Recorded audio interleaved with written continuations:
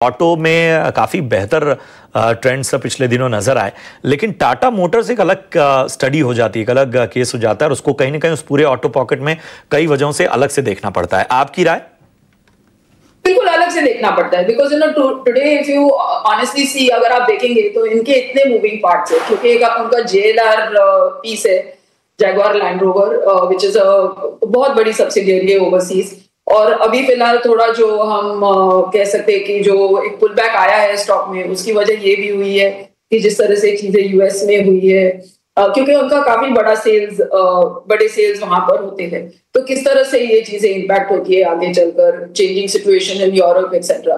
तो वो एक बड़ा हिस्सा बन जाता है कंपनी का। फिर एक बड़ा हिस्सा बन जाता है कमर्शियल व्हीकल्स, फिर एक बड़ा हिस्सा बन जाता है पैसेंजर व्हीकल्स। तो फिलहाल मेरे हिसाब से सभी ठीक ठीक चल रहे, ओवर आउटस्टैंडिंग ऐसा कुछ बहुत है नहीं नंबर्स में। लेकिन अगर आप थोड़ा लॉन्ग टर्म सोचिए तो मेरे हिसाब से आपको बिल्कुल बने रहना चाहिए, बिकॉज ऑल दीज प्रॉब्लम्स मेरे हिसाब से एक एक करके सुलझ जाएंगे।